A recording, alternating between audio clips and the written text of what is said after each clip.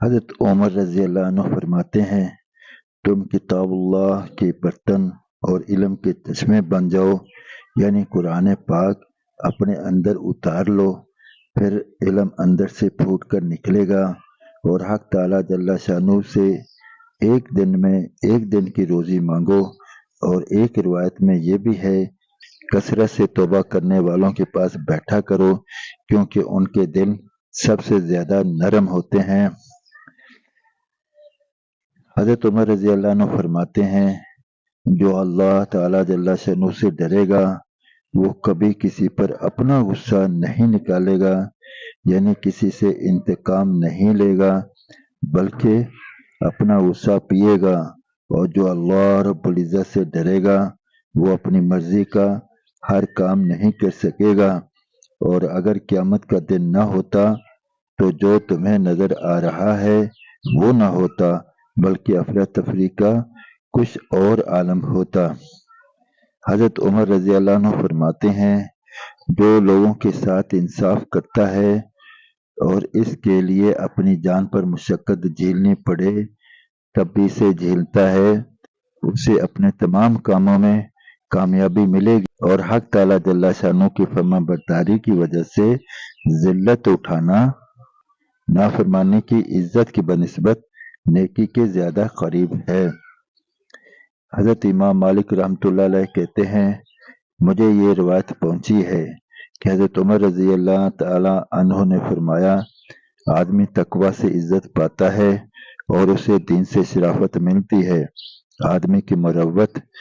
اور مردانگی عمدہ اخلاق ہیں، بہادری اور بزدلی خودداد صفات ہیں۔ بہادر آدمی تو ان لوگوں کی طرف سے بھی لڑتا ہے جنہیں جانتا ہے، اور ان لوگوں کی طرف سے بھی لڑتا ہے جنہیں نہیں جانتا، اور بزدل آدمی تو اپنے ماں باپ کو بھی چھوڑ کر بھاگ جاتا ہے۔ اور دنیا والوں کی نگاہ میں عزت مال سے ملتی ہے، لیکن حق تعالیٰ جل شانہ کے ہاں تقوی سے ملتی ہے۔ تم کسی فارسی، اجمی اور دیگر اقوام سے صرف تقوی کی وجہ سے بہتر ہو سکتے ہو، اور عربی ہونے کی وجہ سے نہیں ہو سکتے۔ حضرت سفیان ثوری رحمۃ اللہ علیہ کہتے ہیں، حضرت عمر بن خطاب رضی اللہ عنہ نے حضرت ابو موسیٰ اشعری رضی اللہ عنہ کو خط میں یہ لکھا کہ حکمت اور دانائی عمر بڑی ہونے سے حاصل نہیں ہوتی، بلکہ یہ تو اللہ کی دین ہے، جسے اللہ چاہے عطا فرما دیتے ہیں، اور کمینے کاموں اور گھٹیا اخلاق سے بچو۔ حضرت عمر رضی اللہ عنہ نے اپنے صاحبزادے حضرت عبداللہ بن عمر رضی اللہ عنہ کو خط میں یہ لکھا، میں تمہیں اللہ سے ڈرنے کی وصیت کرتا ہوں، کیونکہ جو اللہ تعالیٰ جل شانہ سے ڈرتا ہے اللہ رب العزت اسے ہر شر اور فتنے سے بچاتے ہیں، اور جو اللہ رب العزت پر توکل کرتا ہے حق تعالیٰ جل شانہ اس کے تمام کاموں کی کفایت کرتے ہیں، اور جو اللہ رب العزت کو قرض دیتا ہے یعنی دوسروں پر اپنا مال اللہ کے لیے خرچ کرتا ہے، حق تعالیٰ جل شانہ اسے بہترین بدلہ عطا فرماتے ہیں، اور جو اللہ کا شکر ادا کرتا ہے رب تعالیٰ جل شانہ اس کی نعمت کو بڑھاتے ہیں۔ اور تقوی ہر وقت تمہارا نصب العین، تمہارے اعمال کا سہارا اور ستون، اور تمہارے دل کی صفائی کرنے والا ہونا چاہیے۔ ہوگی اس کا کوئی عمل معتبر نہیں ہوگا، جس نے ثواب لینے کی نیت سے عمل نہ کیا اسے کوئی اجر نہیں ملے گا۔ جس میں نرمی نہیں ہوگی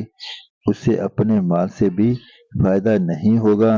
جب تک پہلا کپڑا پرانا نہ ہو جائے نیا نہیں پہننا چاہیے۔ حضرت جعفر بن بورقان رحمۃ اللہ علیہ کہتے ہیں، مجھے یہ روایت پہنچی ہے کہ حضرت عمر بن خطاب رضی اللہ عنہ نے اپنے ایک گورنر کو خط لکھا۔ خط کے آخر میں یہ مضمون تھا، فراخی اور وسعت والے حالات میں سختی والے حساب سے پہلے جو قیامت کے دن ہوگا اپنے نفس کا خود محاسبہ کرو، کیونکہ جو فراخی اور وسعت والے حالات میں سختی کے حساب سے اپنے نفس کا محاسبہ کرے گا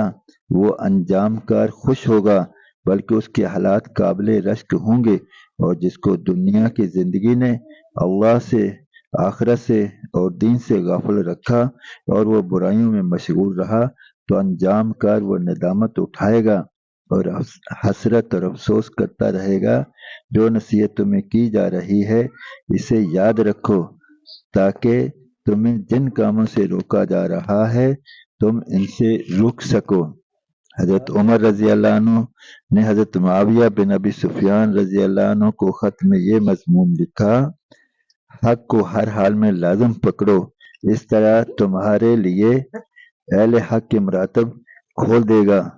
اور ہمیشہ حق کے مطابق فیصلہ کیا کرو۔